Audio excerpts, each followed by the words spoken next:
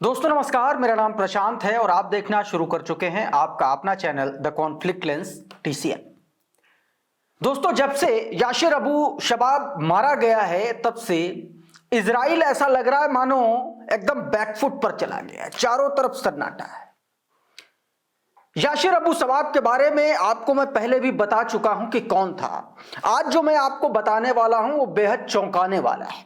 चौंकाने वाला इसलिए है क्योंकि हमास ने जिस तरीके से बीते शुक्रवार को एक बड़ा ऐलान किया, गजा के भीतर, फलस्तीन के भीतर जो रेजिस्टेंस फोर्सेस हैं या जो गद्दार हैं यासिर अबू शबाब की तरह, जो इजराइल का साथ देते हैं, उनके लिए शुक्रवार को ऐलान किया गया था कि अगर आप लोग 10 दिन के भीतर अगर आप लोग आत्मसमर्पण नहीं करते हैं हमास के सामने, तो फिर जो हश्र यासिर अबू शबाब का हुआ है वही हश्र आपका भी होगा।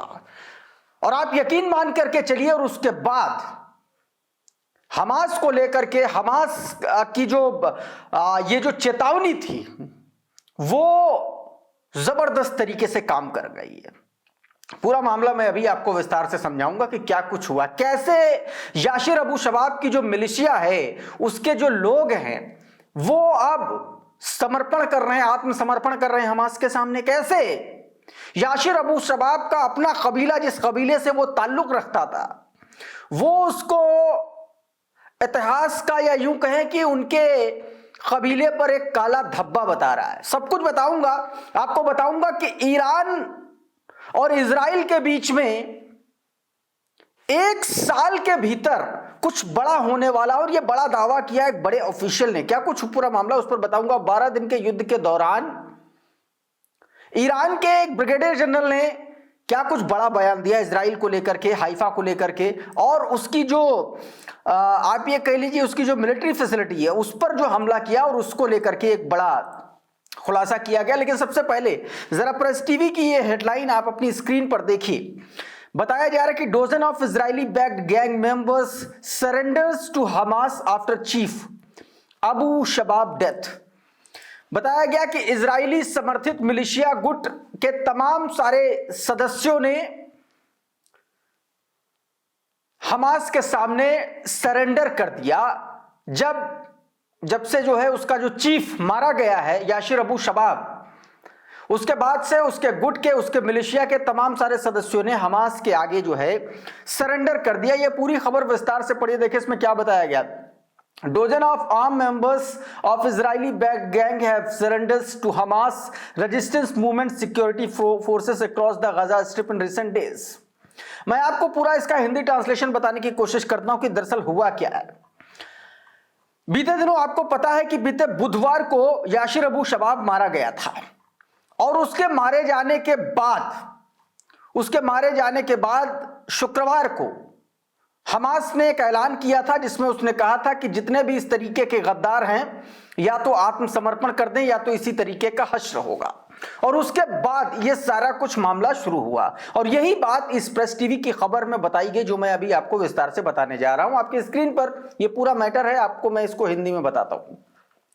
बताया गया कि पिछले कुछ दिनों से गजा पट्टी में इजराइल समर्थित गैंगों के दर्जनों सशस्त्र सदस्यों ने हमास रेजिस्टेंस फोर्सेस के सामने जो है आत्मसमर्पण कर दिया। बताया गया कि फलस्तीनी समाचार संस्थानों, इजरायली प्रसारण प्राधिकरण ने रविवार को इस पूरे मामले की पुष्टि की, यानी कि ये जो सरेंडर हुआ है इसकी पूरी पुष्टि की गई है। यह आत्मसमर्पण की लहर पिछले सप्ताह यासिर अबू शबाब की मौत के बाद तेज हुई। अबू शबाब गजा में तथाकथित पॉपुलर फोर्सेस मिलिशिया का प्रमुख था। इजरायली शासन के सबसे करीब सहयोगियों में उसकी गिनती होती थी। उसने इजराइल में गजा पर चल रहे जेनोसाइड के दौरान तेल अवीव के साथ मिलकर के काम किया। तमाम सारी रिपोर्ट यह भी बताती हैं कि हालिया आत्मसमर्पण का बड़ा हिस्सा दक्षिण गजा के रफा और खान यूनुस में हुआ। यानी कि ये जो मिलिशिया था, यासिर अबू शबाब का जो मिलिशिया है, जो पॉपुलर फोर्सेस, इसका ज्यादातर जो प्रभाव था वो रफा में था और खान यूनुस में था, और उन्हीं इलाकों में से तमाम सारे लोगों ने हमास के सामने जो है सरेंडर किया है। ये बात कही जा रही है। हालात ये हैं कि अब साफ तौर पर उसने चेतावनी दी थी कि अगर गद्दारों पर कब्जे का सुरक्षा कवच ज्यादा देर तक इजराइल नहीं रख पाएगा, मतलब कहने का सिर्फ इतना है कि हमास ने एक बार फिर से गजा में जिस तरीके से सीज फायर का वायलेशन इजराइल कर रहा था और हमास बैकफुट पर लगातार जा रहा था, अब इस घटनाक्रम के बाद कहीं ना कहीं ऐसा कहा जा रहा है, ऐसा दावा किया जा रहा है कि हमास एक बार फिर से मजबूत हो सकता है इजराइल के आगे, इजराइल के सामने। और ये तमाम सारी बातें इसलिए भी कही जा रही हैं क्योंकि हमास के लीडर की तरफ से एक बार फिर से बड़ा बयान निकल के सामने आया जिसमें यह कहा गया कि हमास जो है वो कभी सरेंडर नहीं करेगा। ये आरकेएम टाइम्स की खबर है, इसमें यह दावा किया गया, बताया कि it will never disarm to surrender to Israel and US and will reclaim its territorial losses in 2030 with full cooperation of Qatar, Iran, Egypt and Lebanon। बताया इसमें गया यह है कि हमास ने यह कहा है कि वो कभी भी अमेरिका और इजराइल के सामने सरेंडर नहीं करेगा और 2030 तक जो फलस्तीन का हिस्सा इजराइल के कब्जे में है वो उसको वापस ले लेगा कतर, ईरान, इजिप्ट और लेबनान के साथ मिलकर के। यह बात इसमें साफ तौर पर दावा किया गया है। अब ऐसे में आप ये समझिए कि यासिर अबू शबाब का मारा जाना और उसके गैंग के लोगों का हमास के सामने सरेंडर करना, फिर हमास की तरफ से इस तरीके का बयान आना, यह बता रहा है कि गजा में हमास एक बार फिर से अपनी ताकत बढ़ाने में जुट गया है। क्योंकि जिस तरीके से इजराइल ने, आईडीएफ ने सीज फायर के बावजूद वहां पर कत्लेआम मचा रखा है और लगातार इसको लेकर के, चाहे वो फलस्तीनी अथॉरिटीज की बात कर ले, चाहे वहां के लोकल एडमिनिस्ट्रेशन की बात कर ले, वो लगातार इस बात का विरोध दर्ज कराते रहे हैं। इस बीच दोस्तों ईरान से जुड़ी एक बड़ी खबर है। हेब्रू मीडिया का एक समाचार पत्र है वाइनेट के में यह दावा किया गया कि मुश्किल से एक साल के भीतर, एक साल भी नहीं 12 महीने का जिक्र किया गया, मतलब एक साल 12 महीने के भीतर इजराइल और ईरान में एक बार फिर से बड़ी जंग शुरू हो सकती है। करंट रिपोर्ट का यह ट्वीट है, आपकी स्क्रीन पर देखिए, इसमें क्या बताया गया। Senior European diplomat warned that Israel is likely to carry out a military strike on Iran within next 12 months. Israel जो है वो ईरान पर आने वाले 12 महीनों के भीतर कोई बड़ी आर्मी स्ट्राइक कर सकता है। यह यूरोपियन डिप्लोमेट ने दावा किया है वाइनेट को दिए गए एक इंटरव्यू के दौरान, साक्षात्कार के दौरान। अच्छा, इस बीच ईरान की तरफ से भी एक बड़ा बयान आया। 13 जून को जो शुरू हुआ ईरान और इजराइल के बीच में युद्ध था, उसको लेकर के ईरान के आईआरजीसी के एक बड़े ऑफिशियल ने बड़ा दावा किया। आपकी स्क्रीन पर जरा ये हेडलाइन है, इसको गौर से देखिएगा। इसमें बताया गया है कि हाइफा रिफाइनरी को ईरान ने युद्ध के दौरान 2 बार हिट किया और सक्सेसफुली हिट किया। और इतना ही नहीं, मोसाद की फैसिलिटी को भी निशाना बनाया जिसमें 36 लोगों को हलाक किया गया। यह दावा किया गया है दोस्तों। देखिए क्या बताया गया। इसमें बताया गया कि Iran launch several attack on key Israeli site during 12-day conflict in mid-June, including 2 successful missile strike on the Haifa oil refinery and raid directed at a Mossad installation, according to the spokesperson of the Islamic Revolutionary Guard Corps। IRGC के प्रवक्ता की तरफ से यह बात कही गई है दोस्तों। Brigadier general Ali Mohammad Naini ने यह बयान जारी किया और इस बयान के बाद यह झूठ इजराइल का कि उसको कोई नुकसान नहीं हुआ एक बार फिर से पुख्ता करता है कि ना सिर्फ हाइफा रिफाइनरी को बड़ा नुकसान किया, बल्कि मोसाद की जो फैसिलिटी थी उस पर तगड़ा अटैक किया जिसमें 36 लोग मारे गए। इसमें यह बात दावा किया गया। प्रेस टीवी की यह पूरी खबर है जो मैंने आपको बताने की कोशिश की। इस बीच दोस्तों यमन में यूएई और सऊदी अरब के बीच में टेंशन लगातार बढ़ती हुई जा रही है, यह देखा जा रहा है। ये तस्वीरें देखिए आपकी स्क्रीन पर हैं। इन तस्वीरों में यह बात बताया जा रहा है, यह दावा किया जा रहा है कि सऊदी अरब आर्म व्हीकल जो हैं वो यमन के हद्रमौत की तरफ लगातार आगे बढ़ रहे हैं।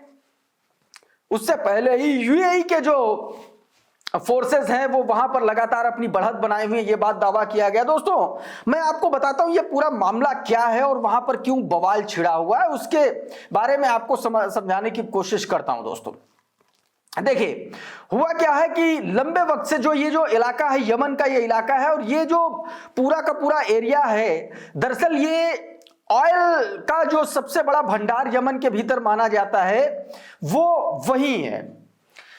अब इसमें यह खबर बताई गई है कि सऊदी अरब के जो बख्तरबंद वाहन है वो यमन के हद्रमौत क्षेत्र की ओर बढ़ रहे हैं, इलाके की ओर बढ़ रहे हैं, और इसकी वजह यह है कि यूएई समर्थित जो वहां पर फोर्सेस हैं वो इस इलाके में बहुत तेजी से आगे बढ़ रहे हैं, और इसी इलाके पर कब्जा करने की सऊदी अरब यूएई दोनों के लिए एक तरीके से लड़ाई की मुख्य वजह है।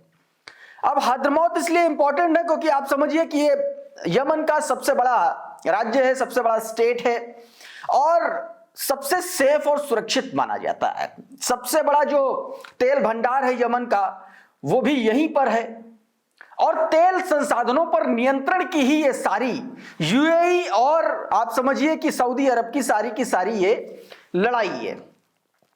अब दरअसल सऊदी अरब ये चाहता है कि जो यमन की जो सीमा है वो अपनी सीमा के पास एक स्थिर और ऐसा व्यक्ति जो सऊदी अरब के लिए वफादार हो उसको आसपास रखे।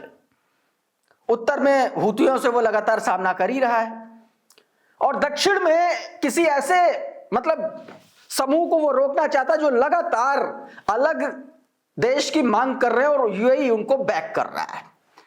और यही मूल वजह है जिसकी वजह से यूएई और सऊदी अरब दोनों आपस में यहां पर भिड़ रहे हैं। दोस्तों तो कुल मिलाकर के मिडिल ईस्ट में एक तरफ यूएई और सऊदी अरब यमन में भिड़ रहे हैं, दूसरी तरफ एक बड़ा बयान निकल के सामने आया एक डिप्लोमेट की तरफ से कि 12 महीनों के भीतर इजराइल फिर से ईरान पर अटैक कर सकता है। वहीं गजा में हमास एक बार फिर से अपनी पकड़ मजबूत करता हुआ नजर आ रहा है, ऐसा दावा किया जा रहा है। इस वीडियो में बहरहाल इतना ही। बहुत बहुत शुक्रिया, बहुत बहुत धन्यवाद। आप जुड़े रहिए आपके अपने चैनल TCL के साथ। नमस्कार।